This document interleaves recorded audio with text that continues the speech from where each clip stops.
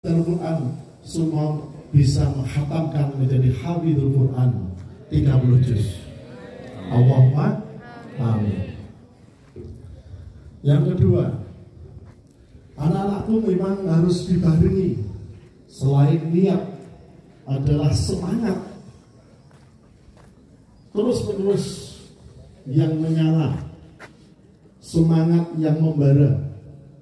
Karena dengan semangat itu anak-anakku segala rintangan, hambatan, kemalasan, apapun itu bisa dihadapi. Jadi anak-anak harus terus-menerus semangat. Nah, agar semangat maka anak-anakku harus mencintai atau menyenangi perjuangan anak-anak. Jadi dengan anak-anak mencintai sebagai santri tahfidz Al-Quran, maka semua akan bisa tercapai untuk meraih cita-citanya.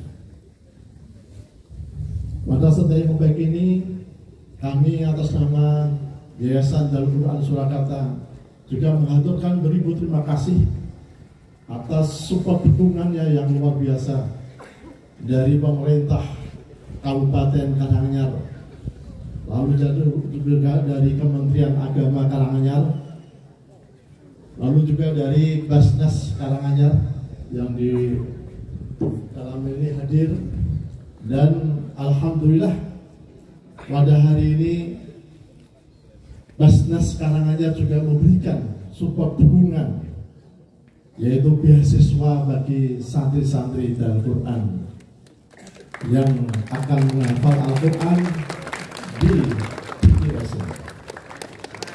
Lalu juga kami haturkan terima kasih yang setinggi-tingginya kepada Bapak Lurah Paulan, Bapak Lurah Gajahan, lalu juga dari Polsek Colomadu, Koramil Colomadu, lalu juga tokoh-tokoh masyarakat di Paulan, warga masyarakat di Paulan dan juga di Gajahan, di mana kita sejak tahun 2008 telah hadir, berdiri, merintis, mengembangkan pesantren tahfidz Al-Quran ini, dan subhanallah, tabarakallah, Allah selalu memberikan ridhonya kepada kita semua, sehingga pesantren tahfidz Al-Quran ini terus-menerus bisa berkembang dari mulai santri 17, sekarang sudah ratusan, hampir 500, lalu berkembang juga berdiri di Tasikmalaya, Karangmojo, Karanganyar, di Sukoharjo dan di Sragen, dan juga alhamdulillah kita Yayasan Darul Quran kerjasama dengan Yayasan Al-Istiqomah Salasa telah mendirikan Yayasan Al-Ijabah, yaitu mendirikan pesantren tahfidz Mahasantri Al-Ijabah. Hadir di sini juga tepuk tangan para Mahasantri tahfidz Al-Ijabah, pesantren tahfidz Mahasantri Al-Ijabah. Subhanallah, di mana programnya 1 tahun intensif menghafal Al-Quran, dan kemarin untuk angkatan kedua ini baru 3 bulan sudah 12 yang hafal Al-Quran. Baru 3 bulan yang sudah bisa prestasi yang luar biasa.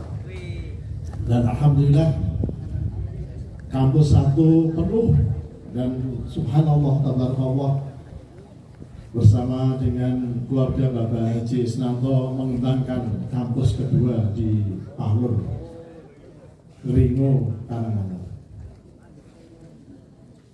Selain itu, pada kesempatan yang baik ini, kami atas nama pengurus yayasan juga menyampaikan penghargaan setinggi-tingginya kepada anak-anakku, santri-santri yang punya prestasi yang luar biasa.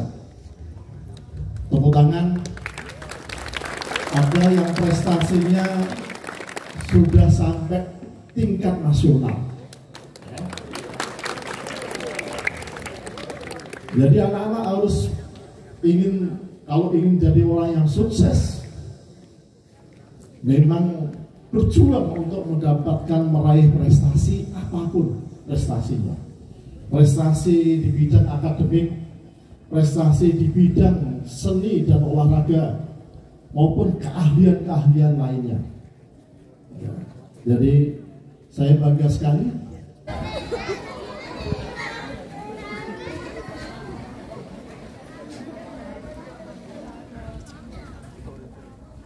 Tahan dulu, 1, 2, 3.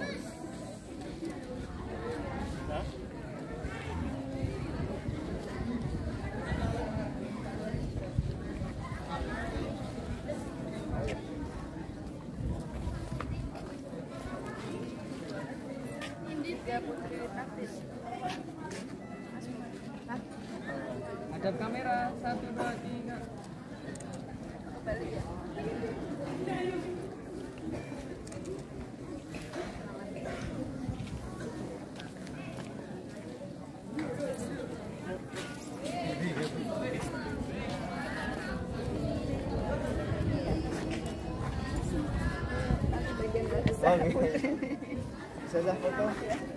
Assalamualaikum warahmatullahi wabarakatuh. Jadi kita setiap tahun itu mengadakan acara peringatan dari Santri Nasional, di mana rangkaian kegiatannya itu berbagai kegiatan kita selenggarakan, mulai dari lomba